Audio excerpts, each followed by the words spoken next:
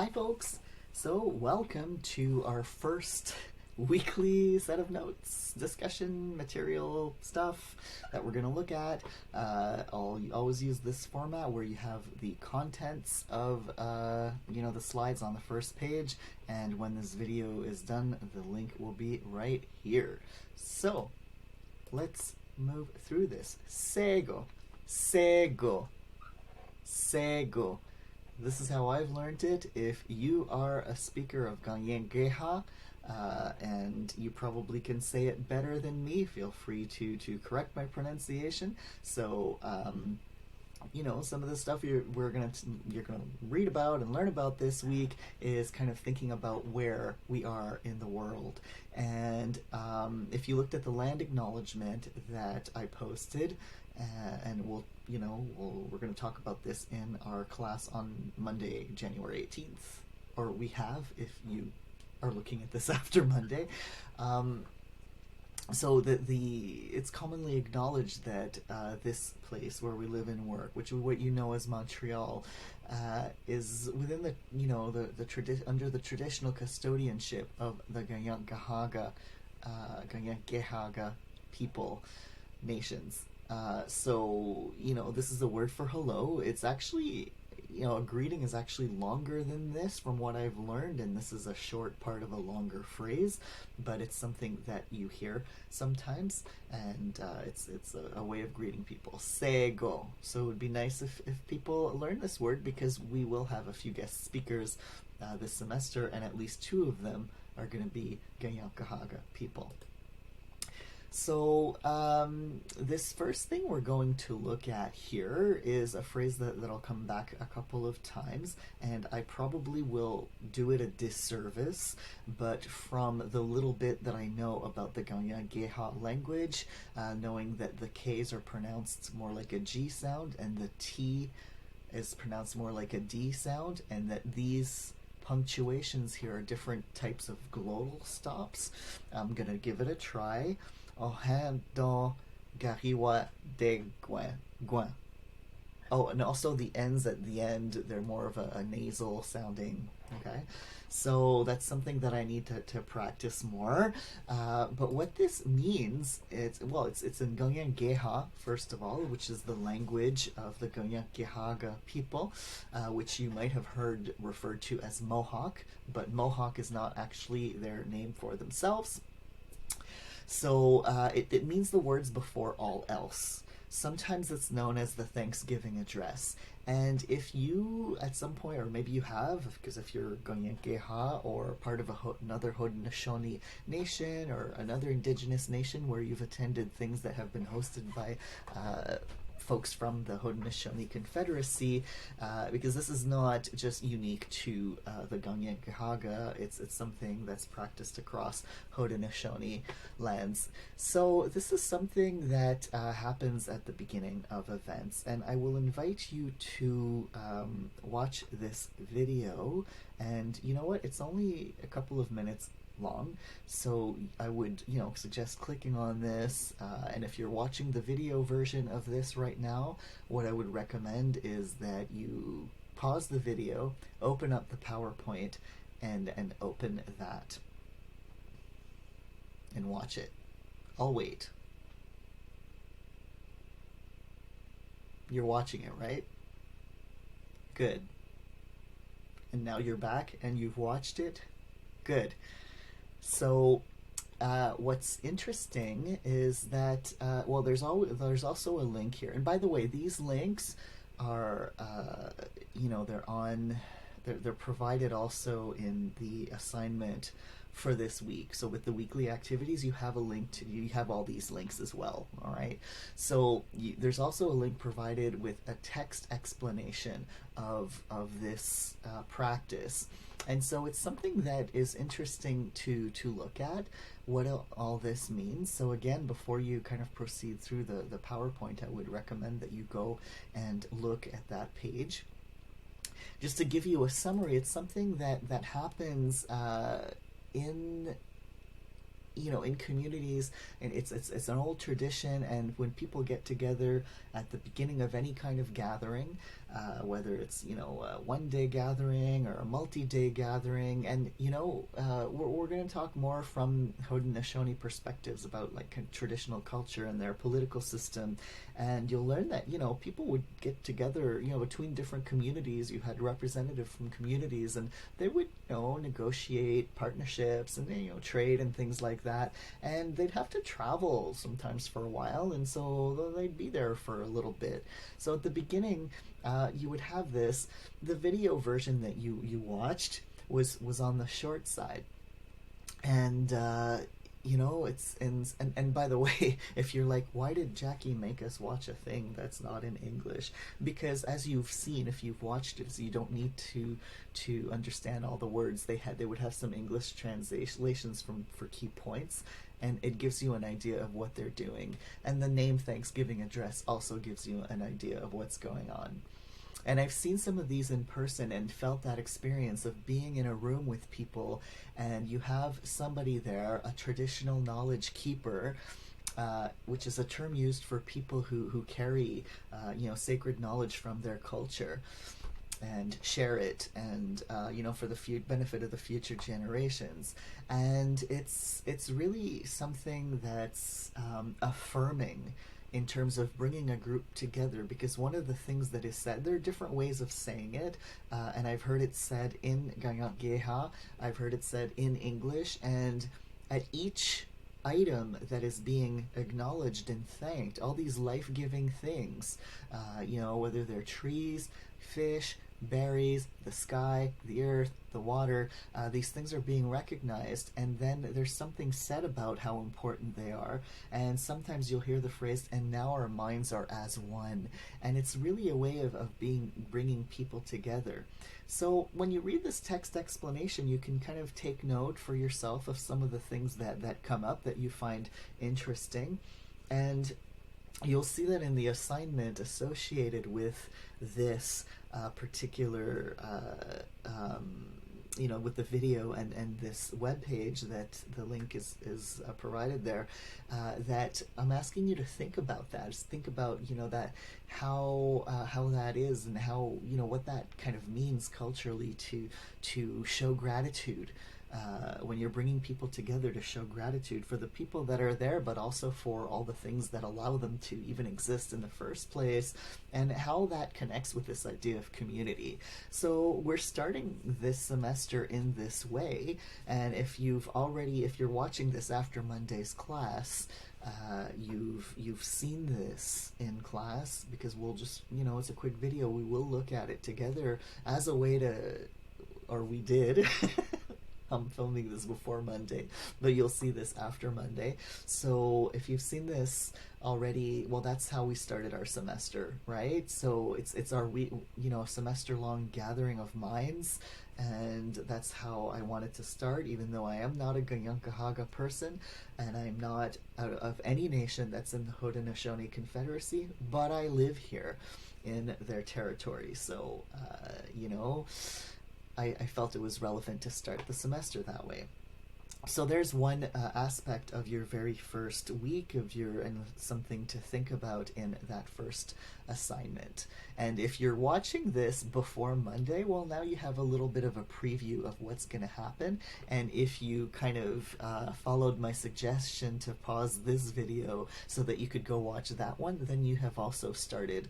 And you're also starting the process of all of us being of one mind, at least when we're together, which doesn't mean that we all have to agree with each other. That's not the point.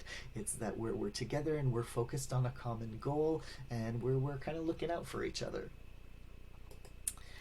So, yeah, think about how that might feel. If every gathering you went to, like, I don't know, if you're a part of a family that gets together with a congregation, or you're in a community organization or a club or volunteering where you get together these days, it's all online, but like where if every time you just kind of stop to acknowledge that, hey, we're all here, we all made it here safely, we're all alive. Let's just pause and think about that. And that can really reframe your thinking. It can bring stress levels down. So, those are some things, but you might interpret it a different way. So I'd like you to kind of put some thought into that. How might that feel to start these gatherings in this way?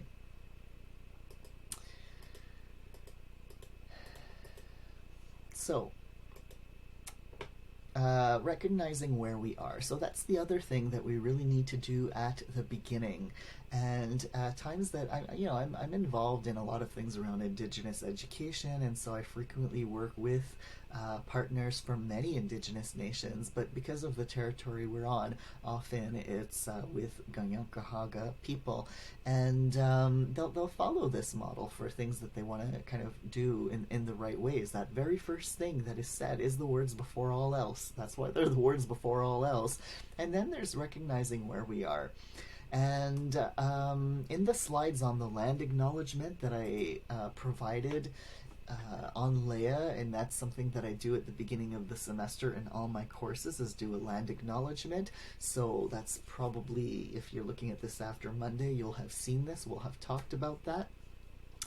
And that's, in an older context before settlers were here, this is something people did, maybe not everywhere on Turtle Island or North America, but a lot of people, around here would do that when they would visit other communities or other nations, and so they were being a good guest. And today, the people who do this often are people who are settlers, because, we've been guests and unwanted guests for a long time. Unwanted in the sense that, like my ancestors were some of the people who came and stole everything. And at first, they were welcomed, they were helped, they were healed from scurvy, they were taught how to survive here, and then they turned around and stole everything. So, so some of us are trying to kind of work in a whole bunch of ways to redress those centuries-old wrongs. So land acknowledgements are a small, very small piece of that, but they're symbolic and they still matter as long as there's other things that go with them.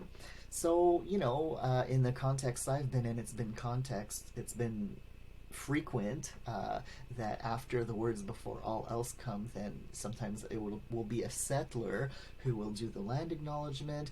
Otherwise, it might be an Indigenous person who is from a different territory. Some people do land acknowledgements in their own territory, and other people feel that that's not appropriate. There's a difference between welcoming somebody to the territory and acknowledging the territory. So sometimes there's that distinction. Only people from that territory can welcome others to that territory, but it's appropriate for a guest to do the land acknowledgement. Opinions vary. Again, not all Indigenous people agree with each other.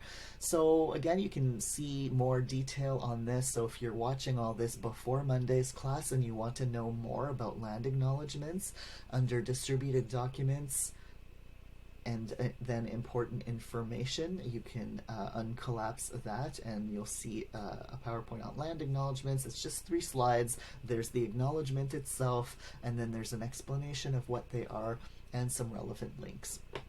And by the way, those 2 links are also in this week's homework, so win-win.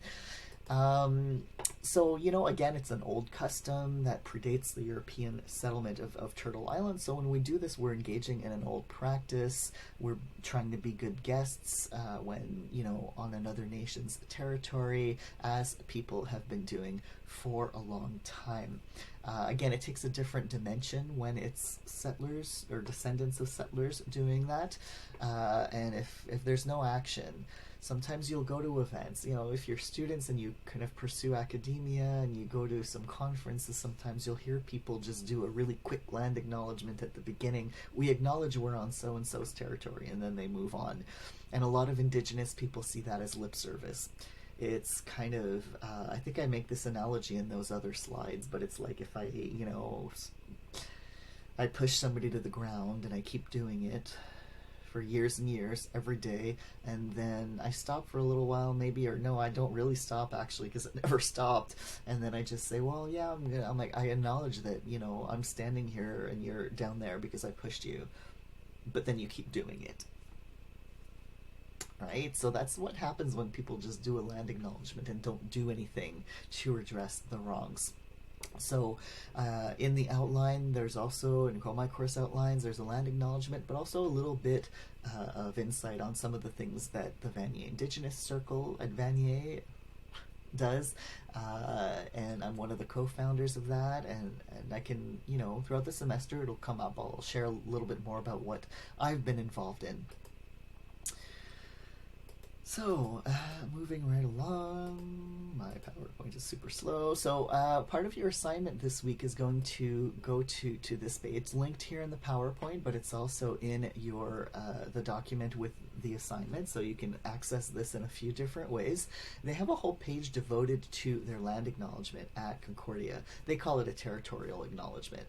And it's really interesting to look at, because when you're looking at this and working on your weekly activities for this week, look at the wording. At the top of the page, you'll see the wording, like their actual acknowledgement, the territorial acknowledgement. And then when you scroll down a little bit, you'll see the rationale. And they basically break it down sentence by sentence and explain where they're coming from for each of those sentences. And here, this is something that they did in collaboration with local Indigenous people. So it's, it's coming from a place of cooperation. And so it's really interesting to look at that, to kind of help understand our local context in terms of like, well, why do we phrase things this way? Why do we acknowledge this particular group? What does that mean? And then also talking, you'll get into some things there about, the difference between thinking about land in terms of something you own versus something that you are a part of and that you contribute to and that you are in a relationship with, a relationship of reciprocity. So definitely this semester, this is something that's going to come back, because when you start learning, if you're Indigenous, you probably already know this. Even if you, again, not all Indigenous people grow up the same way. Some people grow up in their ancestral homelands. Some people grow up in cities, even within their ancestral homelands, but in cities where you kind of can tend to get disconnected with the land and with nature. So, not everybody's experience is the same, but part of that cultural heritage is very much rooted in the connection to the land. And so this is something that is going to keep coming back over and over again, because it's something that is thousands of years old. And we could talk about this for all Indigenous peoples elsewhere, because that's a big part of being Indigenous.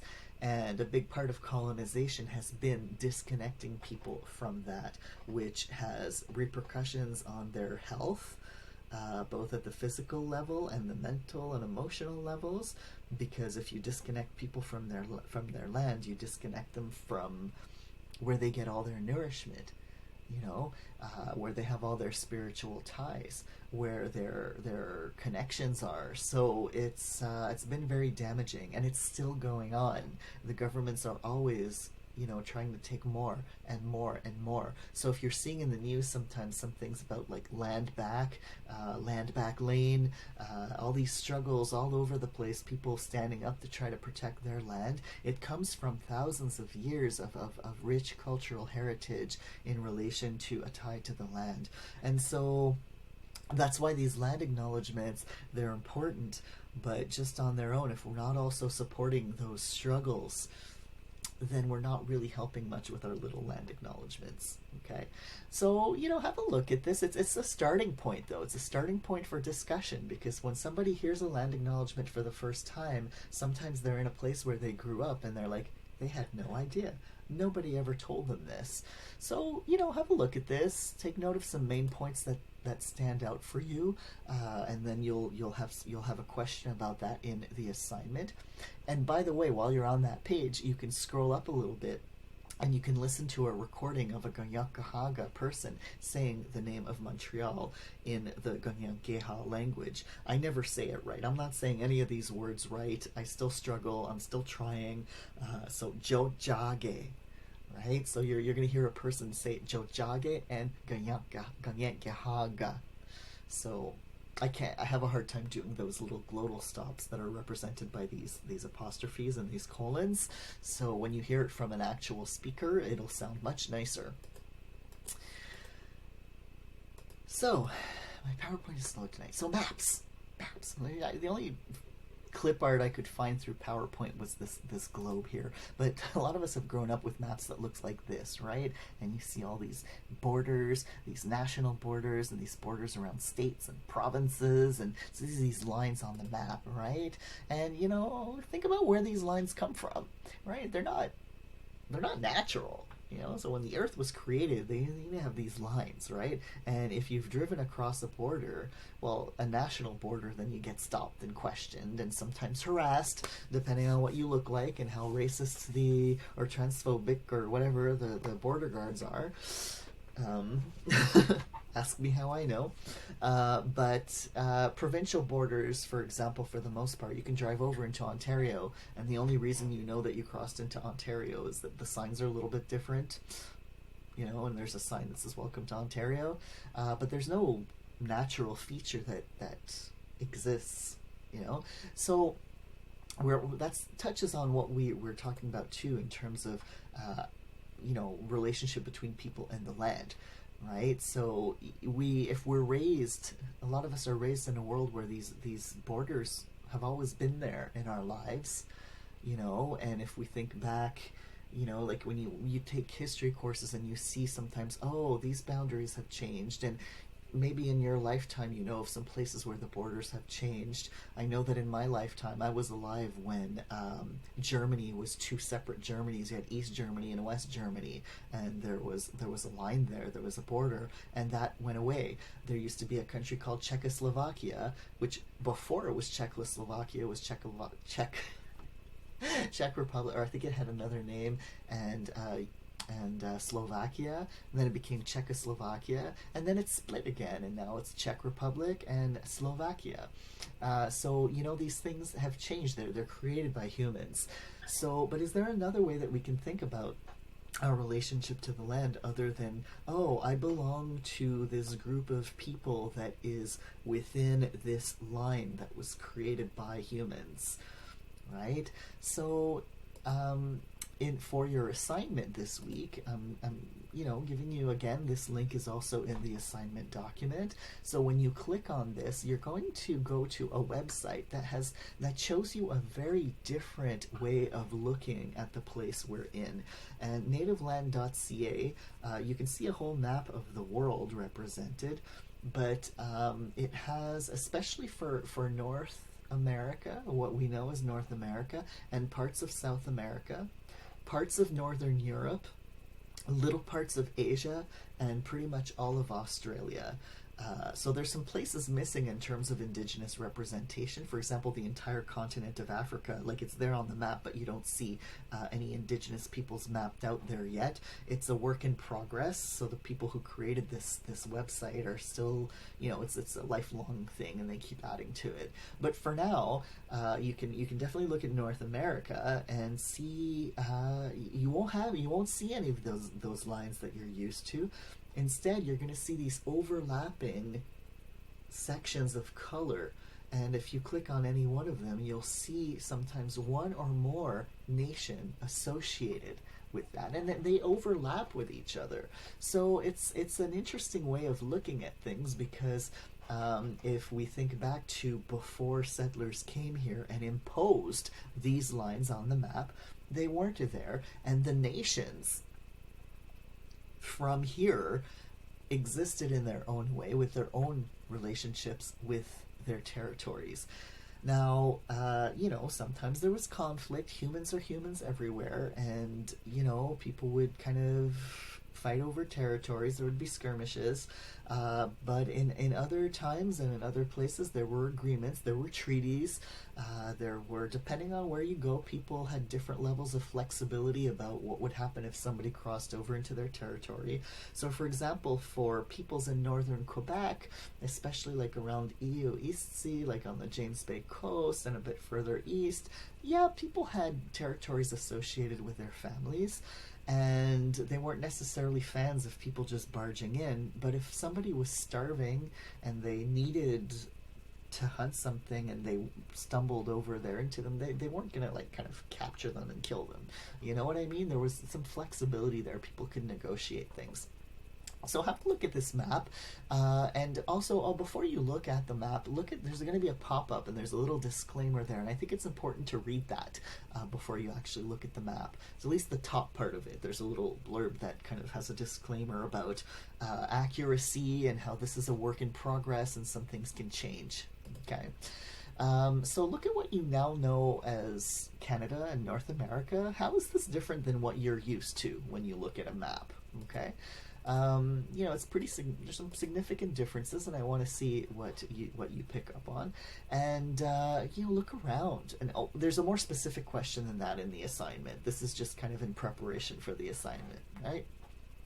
So then look around at the rest of the world, and you can even, like, if you look on the left, there's a little search bar. You can type in any location. You can type in any spot in the world, but some spots in North America will yield more results because, like I said, not every place has Indigenous representation on the map. There are Indigenous people everywhere, but they're not all on the map yet. So, maybe, where you live now, well, if you live in Montreal, and we're going to talk about that, but you can still click to see, well, who's represented here. If you were born in a different place, you can search for that. Again, anywhere in the world, but it might not yield as many results if it's outside of North America or Australia. Maybe a place you'd like to visit. Maybe you've never been to Los Angeles or Vancouver or Yukon or Gaspésie or New York or whatever place you're interested. Just look up a couple places, and just out of interest, maybe somewhere you used to live. Maybe you moved here from somewhere else, and you don't have to go far. You can just kind of, even if you were born in the Eastern Townships, Sherbrooke, like I was, it's only 2 hours away, but you can see some significant differences. So what have you learned? So this is stuff to think about as you are preparing for your assignment for this week. And then, look at the rest of the world. Just zoom out and just kind of look around, and they're all, not all of them are represented on the map, but just see if you see anything that surprises you there. Something that you would not have expected. There's a link to another map here. This is not part of your assignment. I'm trying to remember. I created this a while ago. I don't think that it is. But this is interesting too, and you'll have it in the PowerPoint, and you can click on it. It'll take you to a website that has a map of what is now known as Quebec, the province of Quebec, and its contemporary boundaries. And it shows where all the Indigenous, and in our case, more specifically, First Nations communities and Inuit communities, and we'll learn more about those terms later, and where they're situated. And there are some problems with this map in terms of naming, because, for example, they write Mohawk instead of Kahaga. They write, there's a couple of words there that are like Cree. They call themselves Iu or Inu. So so just have a look, though. Just, it's interesting to see kind of, again, a lot of people have never seen this, and they don't know where these nations are situated. Sometimes I talk to people, again, not just students, some of my colleagues, and they think about Indigenous communities, and they picture them being so far away, like way up north. And yeah, there are a lot of them up there, but look around. Some things may surprise you. So, last little bit here, and then we'll wrap this up. I just wanted to say a little bit right away this first week. This is not on your assignment, but this is something that you need to kind of have in your back pocket. It's anthropology and Indigenous peoples, because it is an anthropology course after all. There are problems. We will talk about that this semester. There are problems with the traditional anthropological approach to Indigenous peoples here and elsewhere. Can come across as very condescending to a lot of people, including archaeology. So we'll discuss this in more detail. We'll have like a week at some point where we devote to this, or we'll spread it out over a couple of weeks. Some of these criticisms that Indigenous people have of anthropology. But there are some anthropological concepts that are relevant. So if you took the intro course, some of these you might might seem familiar. If you haven't, that's okay. You'll still be okay, because if you're not a social science and commerce student, then you were able to take this course as a complimentary.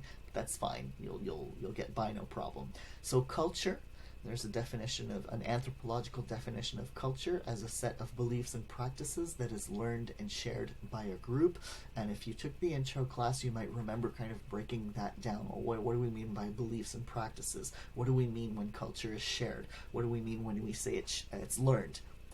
And what is this group we're talking about? So it's a very complex, it looks very simple, and it is in one way, but it's also very complex because culture can act at many layers. Worldview. So the way people understand or interpret reality, and this is going to be a very prominent concept in this course.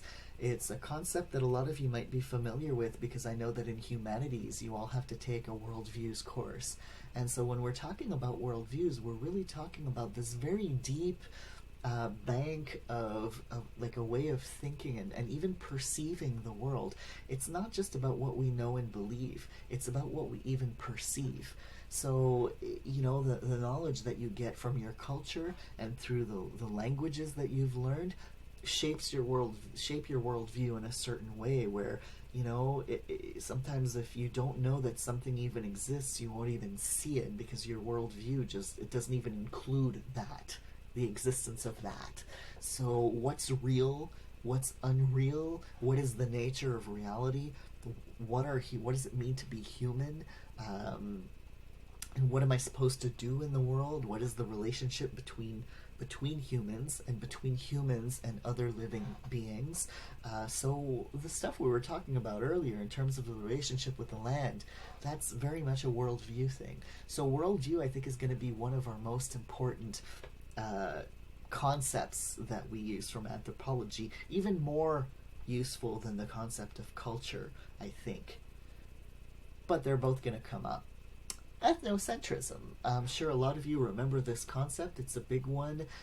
Anthropologists talk about it, so do sociologists, cultural geographers, some psychologists, and I'm going to gripe a little bit.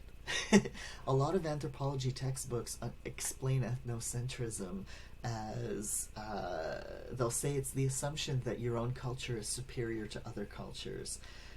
That can be a part of it, but ethnocentrism, you can be ethnocentric without necessarily thinking that your culture is superior to others. We're all ethnocentric because we do this thing where we assess new knowledge according to our own culture or worldview.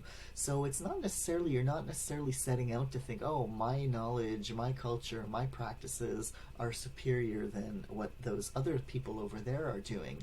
It's that you'll see them do something and you won't even know that you're not really understanding what you see. Sometimes you'll think you know what's going on, but you don't realize that you don't really know.